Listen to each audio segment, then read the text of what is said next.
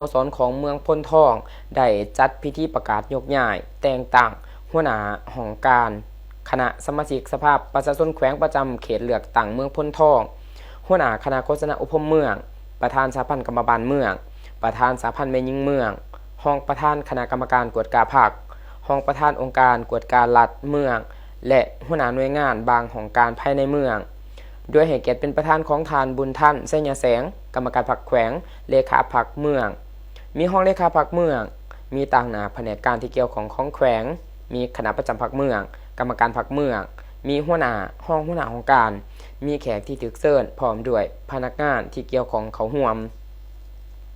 ในพิธีทานไม้ปองวรรณวงศ์ห้องหัวหน้าคณะจัดตั้งเมืองได้ผ่านมติคณะประจำพรรคแขวงฉบับเลขที่06ทับข้อปจสพขลงวันที่5พฤษภาคมปี2026ว่าด้วยการสร้างต่างกงจักรและแต่งตั้งบุคลากรของกงจักรที่คณะประจำสภาประชาชนแขวง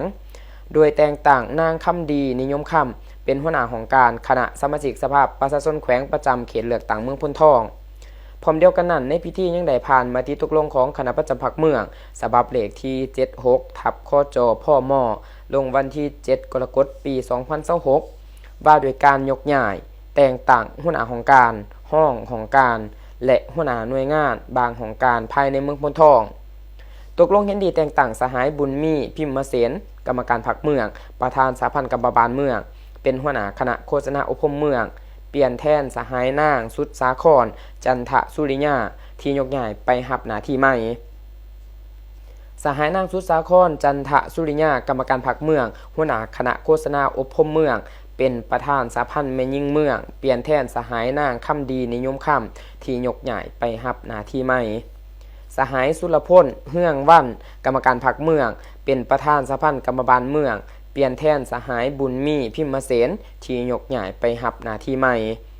สหายบุญกวางสิหราชกรรมการพรรคเมืองเป็นห้องประธานคณะกรรมการกวดกาพรรคเมือง